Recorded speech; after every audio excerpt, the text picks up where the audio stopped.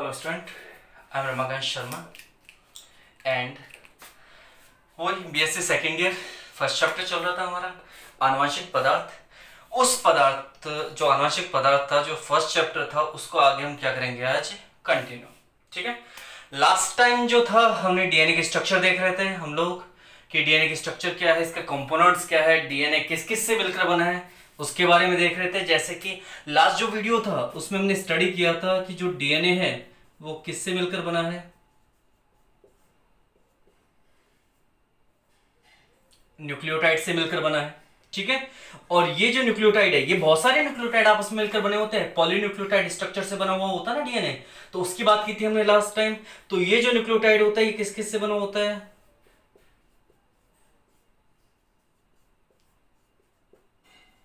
Nucleoside plus phosphate समूह से बना हुआ होता है PO4। न्यूक्लियोसाइड किस किस से बना हुआ होता है, न्यूक्लियोसाइड बना हुआ होता है नाइट्रोजन क्षारक, नाइट्रोजन क्षारक एवं पंच शर्करा से मिलकर बना हुआ होता है। तो यहां पर ये जो चीज थी ये हमने पिछले वीडियो में क्या कर ली थी, पढ़ ली थी। ठीक है, पिछले वीडियो तक हमने इसकी क्या कर ली थी, स्टडी कर ली थी इस चीज की। अब आज का जो वीडियो होगा उसमें हम न्यूक्लियोटाइड की संरचना पढ़ेंगे कि न्यूक्लियोटाइड कैसे बनता है, इसकी अध्ययन करेंगे हम। डीएनए की संरचना ही चल रही है लेकिन उसमें ये न्यूक्लियोटाइड रासायनिक रूप से कैसे बना उसका अध्ययन करेंगे। और आज का वीडियो बहुत क्या वेरी वेरी इंपॉर्टेंट है, बहुत ज्यादा इंपॉर्टेंट है। बिकॉज अगर आपने ये समझ लिया कि न्यूक्लियोटाइड आपस में कैसे बना, मतलब क्या क्या कैसे कैसे कहां जुड़ा और उसके बाद न्यूक्लियोटाइड बना, तो आपको डीएनए के स्ट्रक्चर जो है, केमिकल स्ट्रक्चर जो है उसकी, वो रासायनिक जो संरचना है वो आसानी से समझ में आ जाएगी। अदरवाइज अगर आपने आज का टॉपिक मिस किया तो आपको केमिकल स्ट्रक्चर ऑफ डीएनए कभी भी समझ में नहीं आएगी। ठीक है, तो डीएनए की रासायनिक संरचना को लेते हुए ठीक है हम लोग स्टार्ट कर रहे हैं न्यूक्लियोटाइड को। हम लोगों ने डीएनए के जो थे कुछ विशेष प्रकार के गुण देखे थे, उनमें रासायनिक गुण, भौतिक गुण, जैविक गुण थे। रासायनिक गुण पहला पॉइंट था हमारा, उसमें आज हम देखेंगे न्यूक्लियोटाइड की संरचना या न्यूक्लियोटाइड का रासायनिक संगठन। ठीक है, तो हम पहले ही बता चुके हैं न्यूक्लियोटाइड न्यूक्लियोसाइड प्लस फास्फेट से बना हुआ, न्यूक्लियोसाइड नाइट्रोजन क्षारक प्लस पंच शर्करा से बना हुआ है। तो अल्टीमेटली जो न्यूक्लियोटाइड होगा वो किस किस से बना हुआ होगा, तीन चीजों से बना हुआ होगा। पहला नाइट्रोजन क्षारक, दूसरा पंच शर्करा और तीसरा फास्फेट समूह। इन तीनों को मिलाना आज हमें और फिर क्या बनाना है, न्यूक्लियोटाइड। तो हमें यह भी देखना है कि नाइट्रोजन क्षारक कौन कौन से, उनकी संरचना कैसी है, पंच शर्करा कौन सी है, उनकी संरचना कैसी है, और फास्फेट समूह कौन सा है, उसकी संरचना कैसी है। तो इनकी सबकी संरचनाएं देखनी है, फिर इनको आपस में क्या करना है, जोड़ना है बंधों के द्वारा, और फिर क्या बनाना है, न्यूक्लियोटाइड। ये है आज के वीडियो का टॉपिक कि न्यूक्लियोटाइड की रासायनिक संरचना। ठीक है, स्टार्ट करते हैं इस चीज के साथ। तो हम ये देखते हैं सबसे पहले न्यूक्लियोटाइड तीन चीजों से बना हुआ है, नाइट्रोजन क्षारक प्लस पंच शर्करा प्लस फास्फेट समूह। तो सबसे पहले लेते हैं हम नाइट्रोजन क्षारक को। ठीक है, न्यूक्लियोटाइड की संरचना में हम सबसे पहले क्या लेते हैं, नाइट्रोजन क्षारक।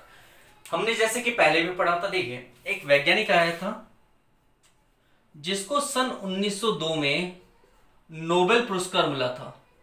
कौन सा पुरस्कार मिला, नोबेल पुरस्कार। उस वैज्ञानिक का नाम था कोसेल। क्या नाम था इस वैज्ञानिक का, कोसेल।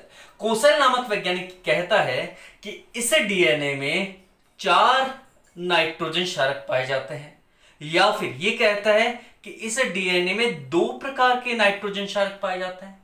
अब आप ये कहोगे दो बात कैसे भाई, आप कह रहे हो एक बार 4 नाइट्रोजन क्षारक और आप कह रहे हो 2 प्रकार के नाइट्रोजन क्षारक।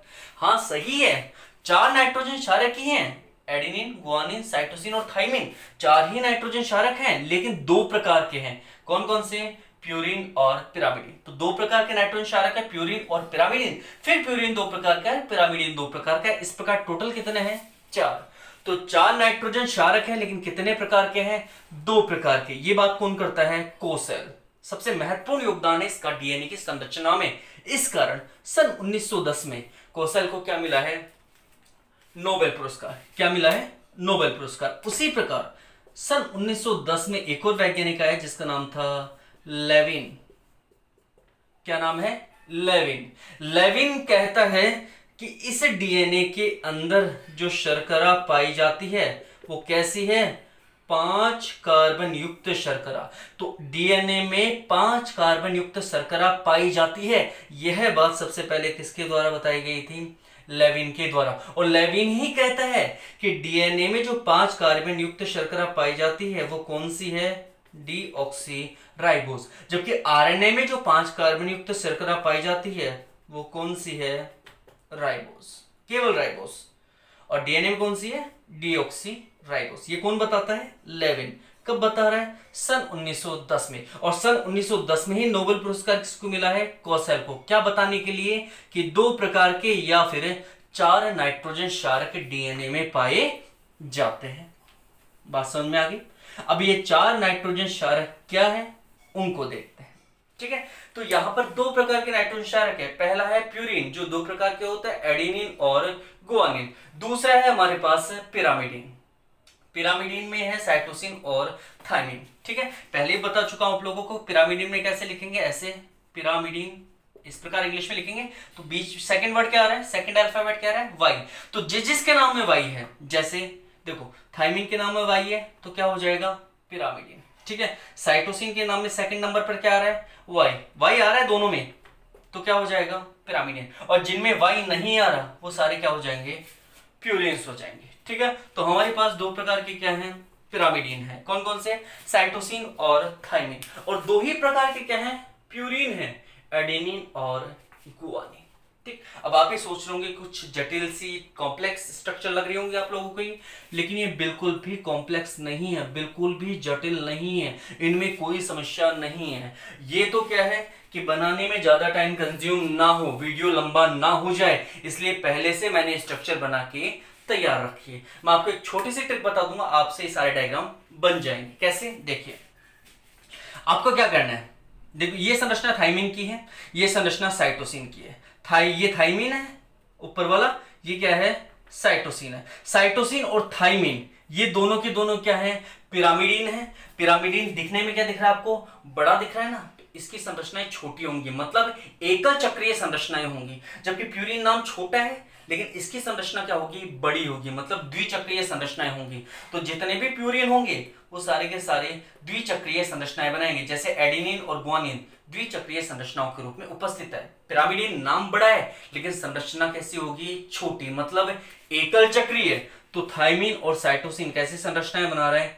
एकल चक्रीय। ये बात समझ में आ गई? आगे देखिए, अब हमें क्या करना है? हमें सिर्फ और सिर्फ रिंग बनानी है। लो साहब, ये बन गई हमारी रिंग।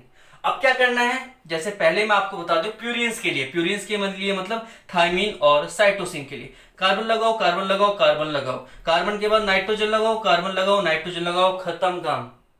कार्बन लगाए, कार्बन लगाए, कार्बन लगाए, nitrogen, carbon, nitrogen, carbon, carbon, carbon, nitrogen, carbon, nitrogen. 3 बार कार्बन लेंगे, देन नाइट्रोजन, फिर कार्बन और फिर नाइट्रोजन। ठीक है, यहां पर आप क्या लगा देना? Double bond. यहां पर इस पहले इनकी संरचना में देखो, कार्बन कार्बन कार्बन है, नाइट्रोजन कार्बन नाइट्रोजन है। सेम इसमें कार्बन कार्बन कार्बन है, नाइट्रोजन कार्बन नाइट्रोजन है। सेम उधर है, carbon carbon carbon, nitrogen carbon nitrogen, carbon carbon carbon, nitrogen carbon nitrogen. Same है। फर्स्ट जो रिंग है उनकी संरचनाएं कॉमन है, सेम है। बाकी जो बाद इनके साथ साइड में जो लगे उनकी संरचना में डिफरेंस हो सकता है, लेकिन मेन संरचना क्या है? सेम है। Carbon carbon carbon, nitrogen carbon nitrogen.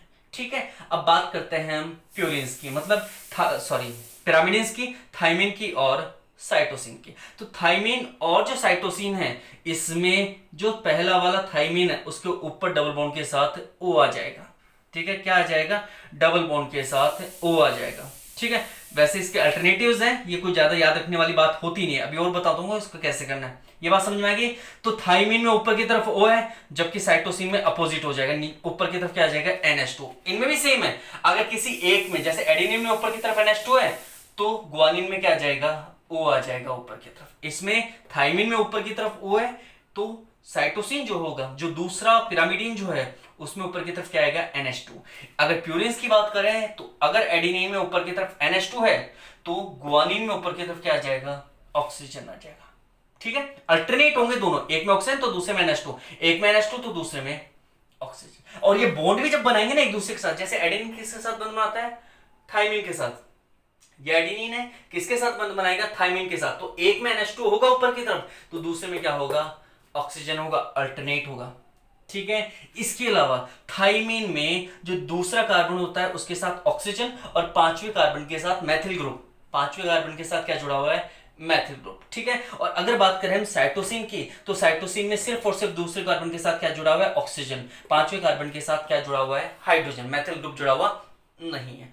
ये दोनों स्ट्रक्चर आपकी कंप्लीट। अगर यहां की बात की जाए तो यहां पर अल्टरनेट क्या आ गया, एक और रिंग जुड़ी हुई है, येलो सा, क्या आएगा, नाइट्रोजन कार्बन नाइट्रोजन, खत्म। इसके अलावा क्या करना है, लो सा, एक यहाँ सिंगल बॉन्ड, यहाँ एक और डबल बॉन्ड बना देंगे, डबल बॉन्ड बनाते कार्बन के साथ क्या लग जाएगा, हाइड्रोजन, नाइट्रोजन के साथ यहाँ क्या आ जाएगा, वैलेंसी कंप्लीट करने के लिए हाइड्रोजन। वो सारी संरचनाएं भी आपकी हो गई कंप्लीट। ठीक है, इसके अलावा यहां पर अगर गुआनिन की बात की जाए तो चेंजेस क्या है, गुआनिन के अंदर सेकंड कार्बन के साथ NH2 जुड़ा हुआ है, जबकि एडेनिन में सेकंड कार्बन के साथ सिर्फ और सिर्फ क्या जुड़ा हुआ है, हाइड्रोजन जुड़ा हुआ है। सिर्फ इतना सा अंतर है, बाकी सारा का सारा क्या है, सेम है। तो ज्यादा डिफरेंट नहीं है संरचनाएं, कुछ छोटे छोटे डिफरेंसेस हैं, जो जिसके साथ बंध बना रहा है उसके साथ। आप ये ध्यान रखना कि एडेनिन में हमेशा NH2 होगा ऊपर की तरफ, तो थाइमिन में हमेशा ऊपर क्या होगा, ऑक्सीजन होगा। अगर गुआनिन की बात करें तो गुआनिन में ऊपर क्या होता है, ऑक्सीजन, तो साइटोसिन में ऊपर क्या होगा, NH2 होगा। साइटोसिन में ऊपर क्या है, NH2। ये मेन डिफरेंस है, बाकी ज्यादा डिफरेंस इनके मेजर नहीं है। ठीक है, तो ये हो गया इसकी संरचनाएं। संरचनाएं आई होप कि आपको समझ में आएगी, लेकिन इसकी नंबरिंग समझना जरूरी है। अगर हम बात करें यहां पर थाइमिन और साइटोसिन की, तो नंबर स्टार्ट होगा इस नाइट्रोजन से, 1 2 3 4 5 6। ठीक है, 6 बीच में ये वो है, 6 परमाणु वाली संरचना होगी बीच में, नाइट्रोजन से स्टार्ट करेंगे काउंटिंग। तो जब भी यह बंध बनाएगा किसी संरचना के साथ, तो साइटोसिन पहले नाइट्रोजन से और थाइमिन भी पहले नाइट्रोजन से बंध बनाएगा। ये पहले पहले से बंध बनाएंगे हमेशा। जबकि अगर एडेनिन और गुआनिन की बात की जाए, तो जब ये बंध बनाएंगे तो किससे बनाएंगे, ये बनाएंगे इस 90 नाइट्रोजन से। हमेशा बंध बनाने में नाइट्रोजन ही भाग लेगा, लेकिन एडेनिन और गुआनिन का, एक मिनट रुकिए आप, एक्चुअल में लाइट गई।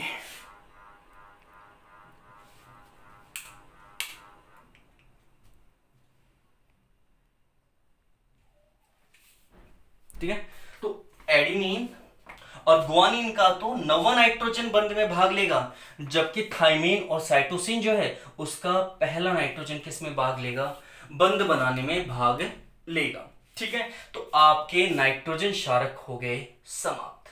क्लियर, कोई डाउट नहीं है, कोई समस्या नहीं है, सिंपल है, ज्यादा टफ नहीं है।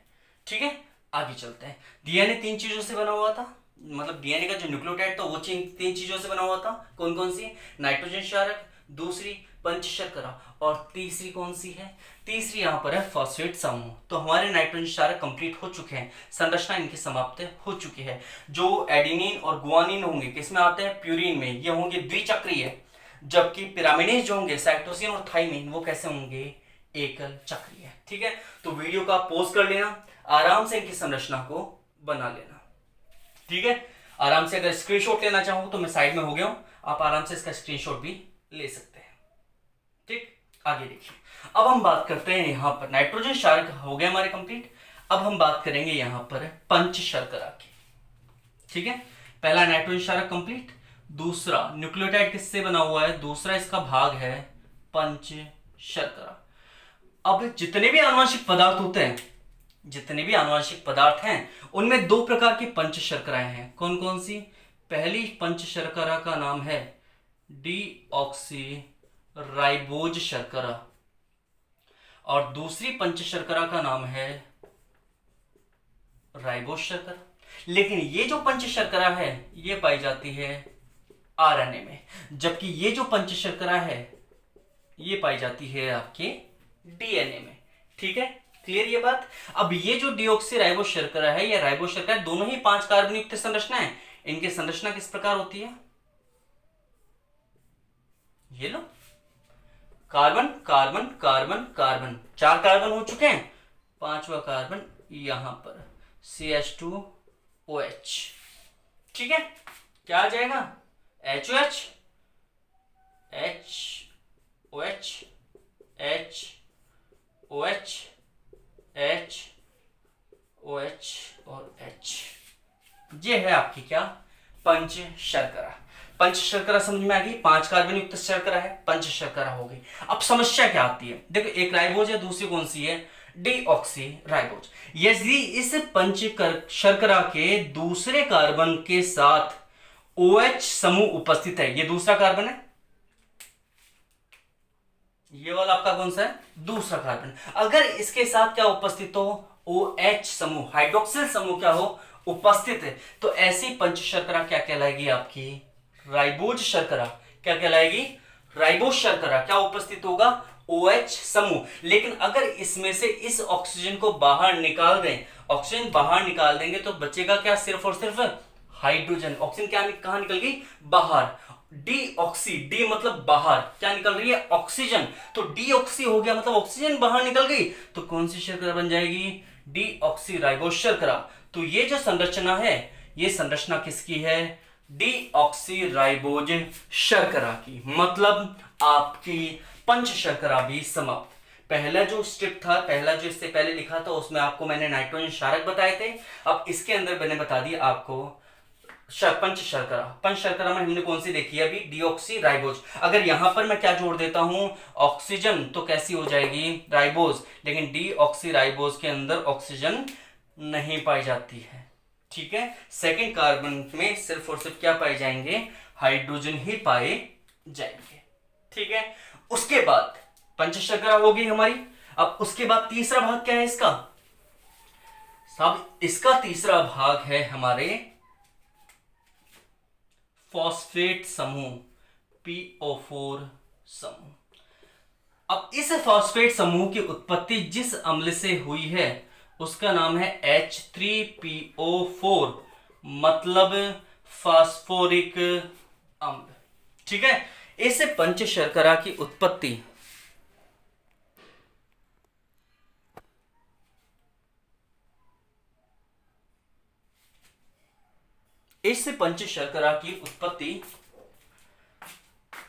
जिससे हुई है उसका नाम क्या है? फास्फोरिक अम्ल। सूत्र क्या है? H3PO4।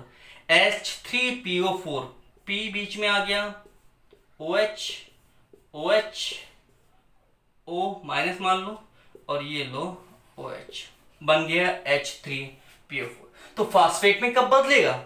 ये लो सब, P O या OH आ जाएगा, यहां माइनस, ये लो डबल बॉन्ड, और ये लो, ये लो। या फिर इसको ऐसे भी कर सकते हैं, जब pH बनाते हैं ना, इसका फॉर्मूला बनाएंगे ना हम लोग, तो इसको ऐसे बनाएंगे अपन। जब फास्फेट समूह बनाएंगे, हमने ऊपर OH क्यों रखे हैं? हमने ऊपर OH इसलिए रखे हैं कि इसके ऊपर आकर जब ये बंद बनाएगा तो यहां से H और किसी और OH को, जैसे सपोज किसी के साथ OH हुआ तो HOH के रूप में क्या हो जाएगा? बाहर निकल जाएगा। ठीक है, तो ये जो संरचना है फास्फोरिक अम्ल की संरचना, तो ये वाली हो जाएगी। और जब फॉस्फेट समूह भाग लेगा बंद बनाने में, मतलब ये फॉस्फेट में बदलेगा, तो ये कैसे हो जाएगा? P OH यहां आ जाएगा, डबल बॉन्ड के साथ O नेगेटिव और OH। ठीक है, ये इस प्रकार की संरचना बनाएगा। नहीं तो ज्यादातर वो क्या होता है? फास्फोरिक अम्ल के रूप में ही क्या करता है? पाया जाता है, या नेगेटिव यहां जा जाएगा। अभी आप जब संरचना देखेंगे ना, तब आपको समझ में आएगा कि ऐसा क्यों है ये। ठीक है, अब स्टार्ट करते हैं हम इन सबको कंबाइंड रूप से। ठीक है, अभी हमने क्या देखा? अभी हमने ये देखा कि हमारा जो डीएनए है वो डीएनए किससे बना हुआ है? न्यूक्लियोटाइड से। किससे बना हुआ है? न्यूक्लियोटाइड से। और ये न्यूक्लियोटाइड किस किस से बना हुआ है? ये न्यूक्लियोटाइड बना हुआ है किससे? सबसे पहले तो क्या आएगा? सबसे पहले आएगा नाइट्रोजन क्षारक। नाइट्रोजन क्षारक। ये नाइट्रोजन क्षारक किससे जुड़ेगा? पंच शर्करा से। और जैसे ही यह पंच शर्करा से जुड़ेगा, न्यूक्लियोसाइड बन जाएगा, और उसके साथ फिर कौन जुड़ा जाएगा? फास्फेट समूह। और ये तीनों मिलकर फिर क्या बना देंगे? न्यूक्लियोटाइड। ठीक है, ये तीनों के तीनों अब क्या बन जाएगा, ये पूरा का पूरा न्यूक्लियोटाइड। बट ये आपस में जुड़े हुए कैसे होते हैं वो देखिए आप, ठीक है। जैसे मान लीजिए ये है आपकी पंच शर्करा, ठीक है। तो इस पंच शर्करा के यहां पर CH2OH उपस्थित है, यहां पर भी OH और H उपस्थित है, यहां पर HOH उपस्थित है, यहां भी HOH उपस्थित है अगर राइबोज है तो। और अगर डीऑक्सी राइबोज है तो सेकंड कार्बन के साथ क्या पाया जाएगा, सिर्फ और सिर्फ हाइड्रोजन। ये बात समझ में आ गई।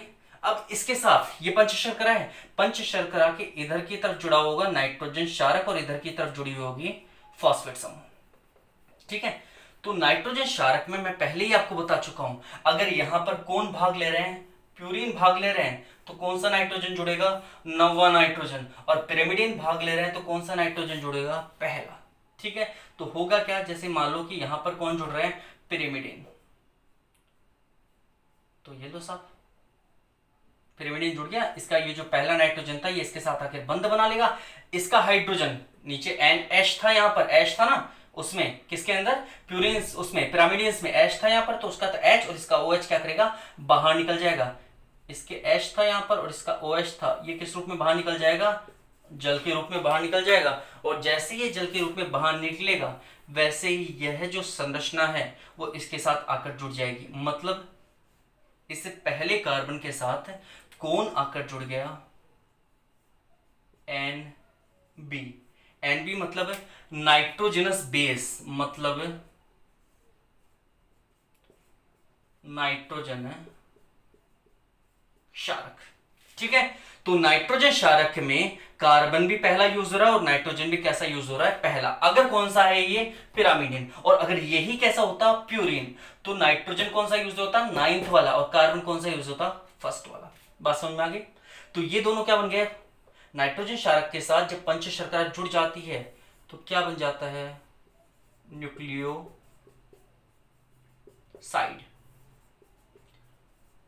तो ये क्या बन गया आपका, न्यूक्लियोसाइड।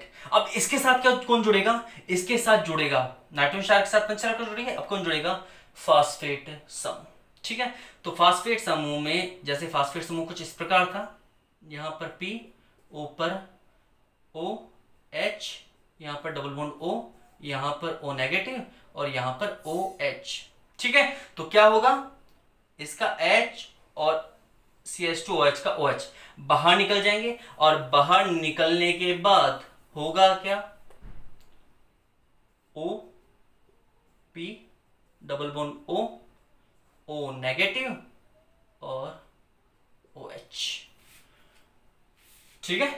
ये जुड़ गया आपस में, ये रहा आपका फास्फेट समूह।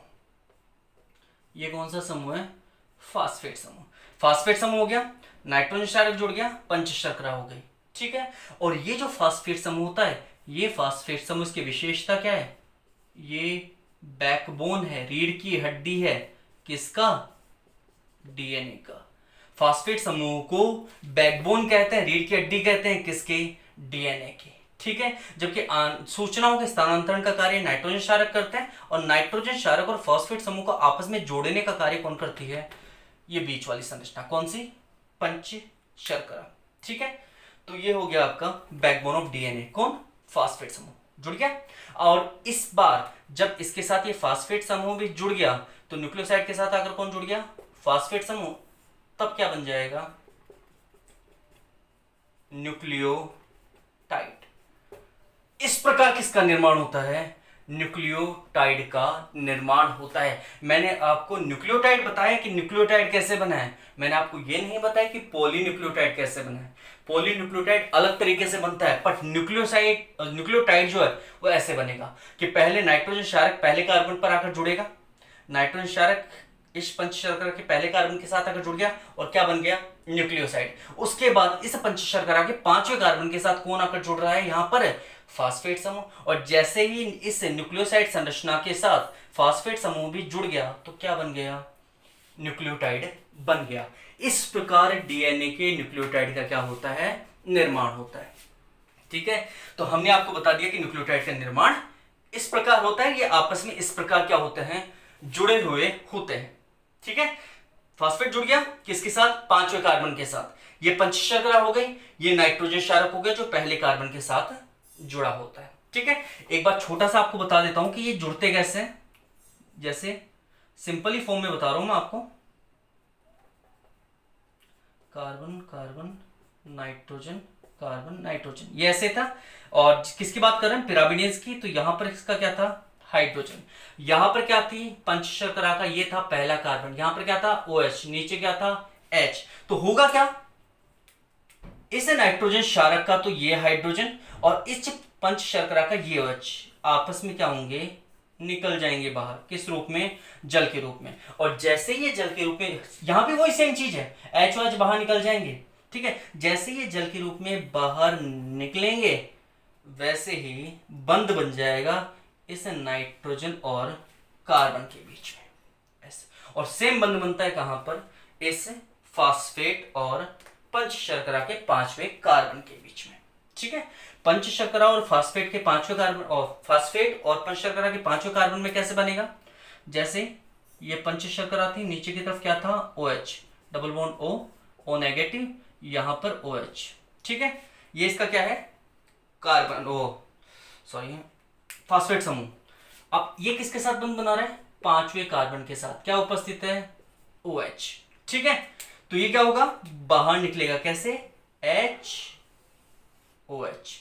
अब HOH अगर इससे बाहर निकल रहा है तो देखो बंध कैसे बन रहा है, फास्फेट आ जाएगा, नीचे ऑक्सीजन आ गई, फास्फेट आ गया, फास्फेट का फास्फोरस आ गया, नीचे ऑक्सीजन आ गई, ऑक्सीजन आ गई, ऑक्सीजन किससे जुड़ गए, CH2 से, ये लो बन गया बंध। तो इस प्रकार इनके क्या बनता है, आपस में बंध बनते हैं। ठीक है, और इस प्रकार इन बंधों के बनने से किस संरचना का निर्माण होता है, न्यूक्लियोटाइड संरचना का निर्माण होता है। अब न्यूक्लियोटाइड आपस में कैसे जुड़ते हैं और पॉलीन्यूक्लियोटाइड कैसे बनाते हैं, उसकी स्टडी करेंगे हम नेक्स्ट वीडियो में। ठीक है, अभी के वीडियो में सिर्फ इतना कि न्यूक्लियोटाइड कैसे बनाए ये अच्छे से आप रिमेंबर करना। सबसे इंपॉर्टेंट जो चीज है डीएनए की केमिकल स्ट्रक्चर में, वो ये सारी थी। ठीक है, okay, thank you so much. कल के वीडियो में हम क्या लेंगे, कल के वीडियो में हम लेंगे पॉलीन्यूक्लियोटाइड कैसे बनता है। ठीक है, थैंक यू सो मच।